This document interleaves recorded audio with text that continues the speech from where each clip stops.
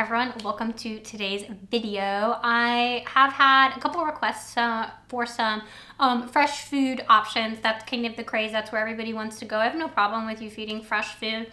If it's within your budget and it's in your heart, that's fine. The only thing I care about is that the food is balanced, right? Because I don't want you getting sidetracked by some of the superfluous. Let me plug battery in really quick.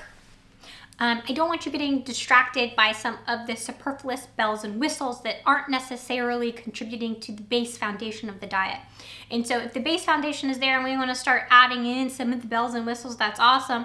But I don't want you guys to get distracted or lose track of, that really important foundation.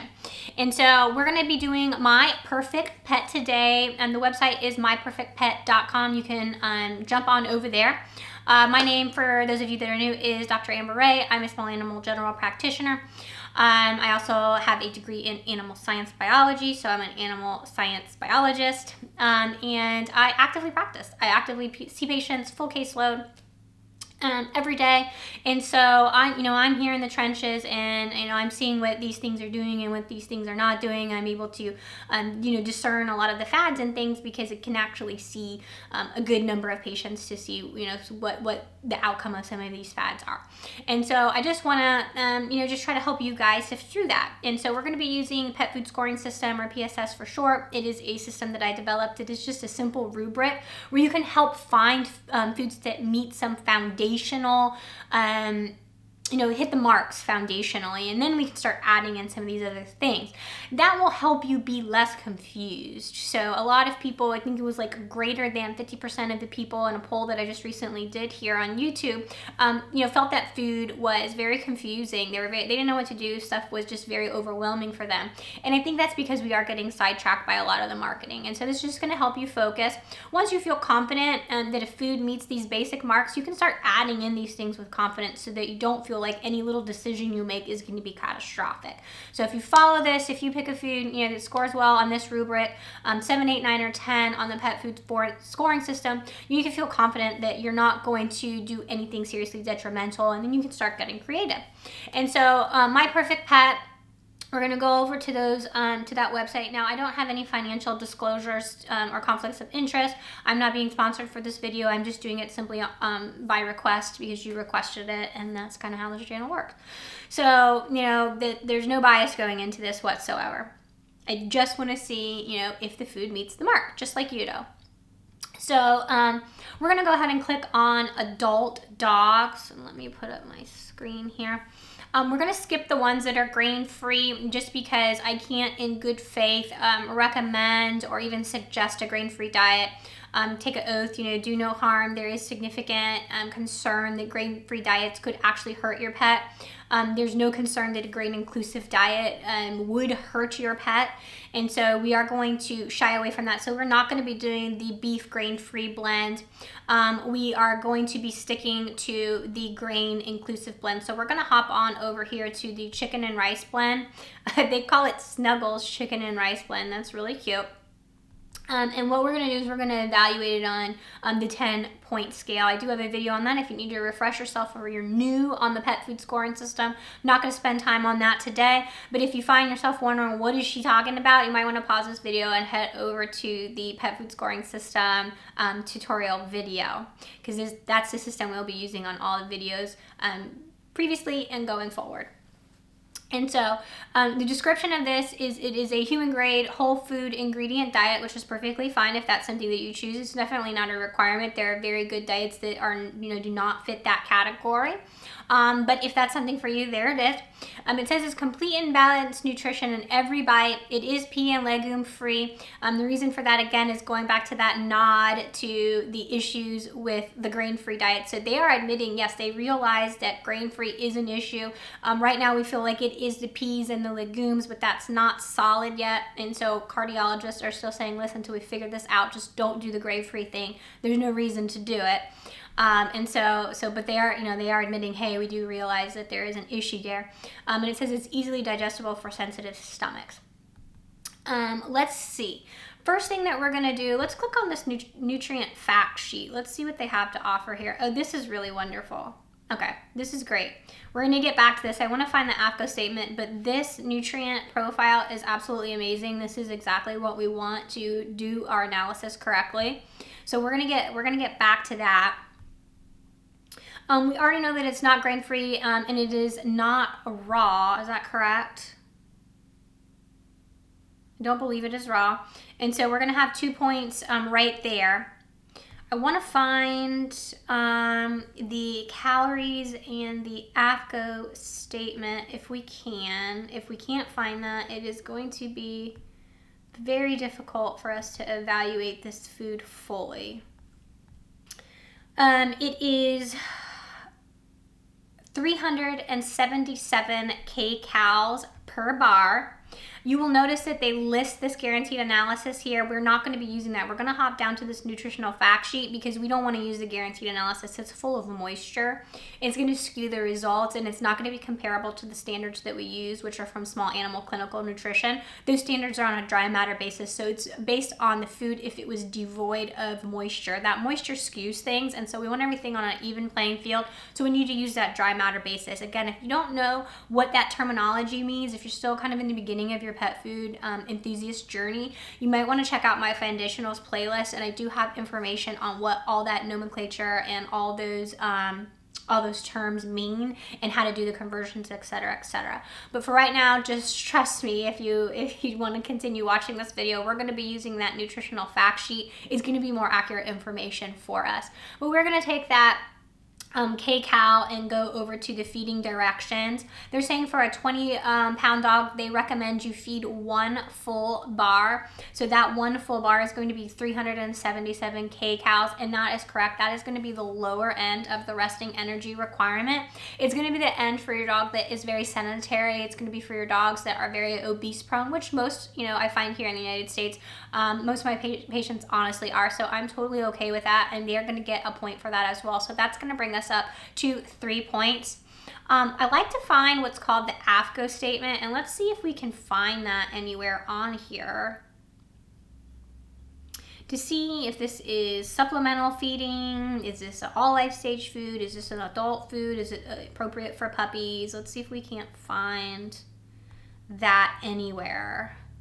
We might have to go to the internet to find that out. Yeah, it doesn't say. It doesn't say. Do a really quick search here. How many of you guys have used Grok? Have any of you guys used Grok? I like Grok. What is the AFCO statement for My Perfect? Now, if this is not an American food, it may not have to have an AFCO state. We're just going to throw a little hiccup in the pet food scoring system. But we'll see. What is the AFCO state for My Perfect Pet? Snuggles. So it's doing a search here for us. There we go. Snuggles Chicken and Rice Blend is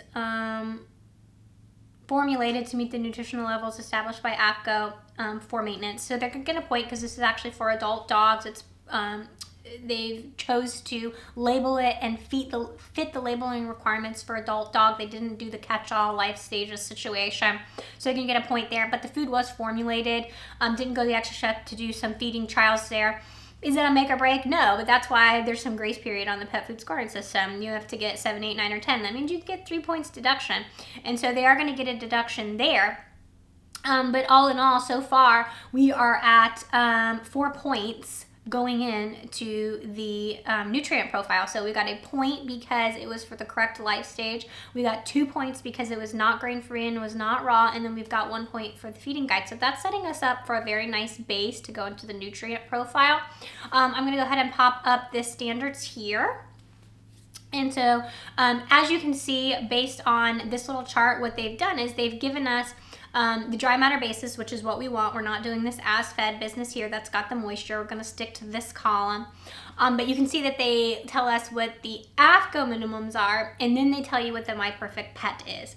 You can see there is a huge difference there. That's because they're not giving us a range, right? So there's an optimal range. There is an amount that is too little, and there is an amount that is too much. We don't, AFCO doesn't care about that. They're just setting a minimum for labeling purposes. So it is not really, I mean, it's not untrue, but there's not a lot of value in saying, okay, a food meets AAFCO standards, because they're really easy to meet. All you have to do is be more than the minimum requirement. They don't care if you're over supplementing or overdosing. And so you'll see here that what I'm talking about. So the first parameter here is saying on the protein, that's one of the things we're going to be evaluating: protein, fat, fiber, calcium, and phosphorus. Those are kind of like the bare bones base things. They're usually available. All companies usually have that data readily available for us to review, so that's why I've chosen those. They're also a very good marker to the nutritional stability of a diet. And so AAFCO says, okay, you only have to have 18. But if we look at the ideal range, we can see there is an upper limit that we don't want to exceed. If we exceed that upper limit, it's not doing us any good, and it actually could potentially be doing harm. And so that extra protein, although it doesn't necessarily cause kidney disease, it does exacerbate kidney disease if your pet has developed that. And so it is super common, it's unfortunately super common, that I will have a pet come in that I have not seen in the past 5 years, and they are doing poorly. We do blood work, and I can see that it has blood markers for chronic kidney disease. And the people are in absolute shock. I don't understand how this happened. They've been healthy their whole life. No, they haven't been healthy their whole life. In fact, for the last 5 years, they've probably been slowly declining in their health. But you can only visually, as a layperson, detect kidney disease without blood work when the kidneys are 75% lost, okay? So when their dog was eating the excessive protein diet and was 10% loss of kidney function, they didn't know. Then it went to 20, 30, 40, 50, 60, 70. They still didn't know. When it turned to 75% and their pet stopped eating and started excessively drinking and excessively urinating and dropping weight, that's when they came in, and now they know, but it's too late. And so that's my beef with high protein or excessively high protein diets. You really have to be on point with making sure when that pet crosses from completely healthy to early stages of kidney disease, middle stages, and then unfortunately, late stages. Most of you guys know that, but there's not much that we can do at that point as a veterinarian. Also, you never know when your pet's gonna, lick a toxic toad or eat a toxic lily, and then, you're feeding this high protein diet and we've got acute, renal, blah, blah, blah, blah. Anyway, long and short of that story is they are going to lose a point because they're over that optimal safe range for protein at 41.5%. Fat minimum AAFCO 5.5%. They're at 8.2. So AAFCO saying that fat level 5.5 minimum, they're putting 8.2. 8.2 is actually below the optimal range. Now it's easy to say, well, my diet, my pet's very obese prone. We don't want a lot of fat. We're trying to cut back and restrict on fat, and that may be definitely something that you need to consider. If you're dropping below that ideal range on the fat level, you do maybe want to consult with your veterinarian to make sure that's appropriate, because there are certain things that we need fat for, for brain function and things like that. So we want to make sure that if we are feeding a diet that's lower in fat, that is being monitored. It's not really appropriate for the general population, so they are going to lose, again, another point there. Fiber, let's jump down to fiber. Do they list fiber anywhere? Should. Fiber, 2.8%, they're going to get a point for that because it is just needing to be less than 5. So we are at 5 points. And then we're going to get into the minerals. This is very difficult for companies to do, and so I am often very impressed when I see this mineral profile. Calcium minimum, AAFCO 0.5, they're coming in at 0.5. So they're going to get a point there, bringing them up to a 6. And then phosphorus at 0.44. That is right in that range, so they are also going to get a point for that, so bringing it up to a 7. So now you can see this food's going to score a 7. It's pretty good bones there. I mean, they lost a point because it was formulated. Okay, no big deal. Protein was a little bit high. We talked about how we want to be careful with that, but maybe it's not a deal breaker. And the fat a little bit low. Again, we talked about how maybe that may not necessarily be a deal breaker, but you do need to be a little bit careful, a little bit of cognizant on that. Talk that over with your veterinarian. So this is going to score a 7, which I'm usually pretty happy if a food scores a 7. So that was the Snuggles, and it has a really cute name.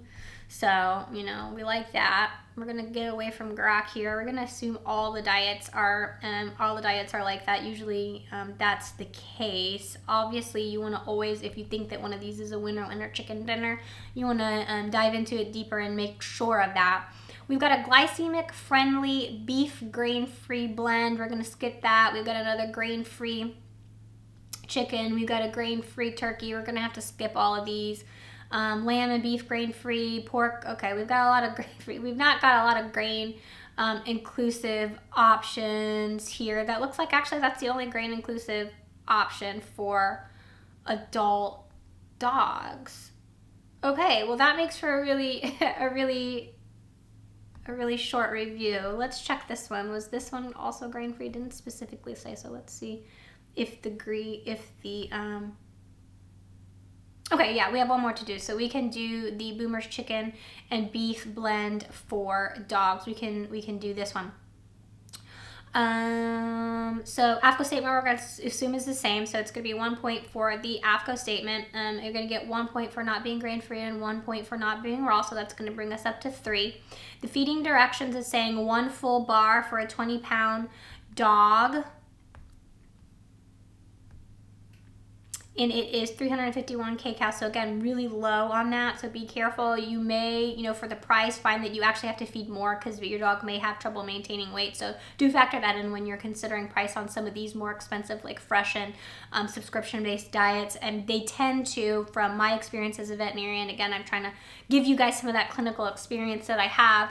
As a veterinarian, seeing pets that are on this diet, they do tend to be on the thin side, tend to be too thin, because what they send you is a very low end, because the more you have to feed your pet, the more expensive it is, and it tends to price people out. So they really send you the bare minimum, and then once they've got you kind of hooked and your dog is losing weight and getting way too thin, then you have to start buying more food, but you're already hooked. So do be careful with that. Finances is your deal, that's not my deal. But yes, it is correct. It's just going to be the really low end of correct there. So that's going to bring us to a 4. Again, we're at a 4 going into the nutritional fact sheet. And let's see how we stack up. Very similar to what we saw, except we are a little bit better on the fat. So we are going to get actually a point on the fat for this, which is going to bring it up to a 5. The calcium is on point. It's going to bring it up to a 6. The phosphorus on point. It's going to bring it up to a 7. And the fiber is on point. It's going to bring that up to an 8. So all in all, if you are considering the My Perfect Pet, my favorite option that I've seen so far is going to be the Boomer's chicken and beef blend. Second is going to be a good option is going to be the Snuggles. And then I would avoid the grain-free options unless you're specifically advised to do so by your veterinarian, and even then, I would be a little bit concerned personally if I was your veterinarian. But that's for you to discuss. They've got some other ones here that are interesting. They've got a low phosphorus cat blend, so all my cat people can run their PSS scoring system through that. I don't think any of these are prescription. But they do have like kind of a low fat option. Let's check that out really quick. We're not going to run the full pet food scoring system. Oh yeah, that's super low fat at 2.2%. Yeah, I would leave you to discuss that with your veterinarian. If your pet has a condition like pancreatitis or something like that, where they need an ultra low fat food, there are some risks to doing that. So you want to make sure that you work through those with your veterinarian to make sure that that is okay. They've got a low phosphorus lamb and rice. Let's check that out really quick. Let's jump down to the nutritional fact sheets because they're already pretty low in phosphorus. Let's see if they're jumping even lower. So our protein and fat level are really good here. Calcium level is really good. That phosphorus level is dropping below even AFCO recommended standards there. So again, that's going to be something you're going to want to work through with your veterinarian. It's not something that is probably something that you should be doing on your own. So we're not going to do a full review on those. But do know, this brand, My Perfect Pet, seems to have a lot of good options. They seem to have like a vet portal as well. So, you know, maybe they offer some support or advice to veterinary teams to try to, you know, pick diets that are appropriate for you. So that's, you know, something you might want to mention in your dialogue to your veterinarian. So that was my perfect pet today. I'm pretty happy with this one, especially those two that we reviewed, the Snuggles and the chicken and beef. So I hope you guys enjoyed. Be sure to like and subscribe before you go. Leave me a comment and leave me your review request. And I will see you guys next time.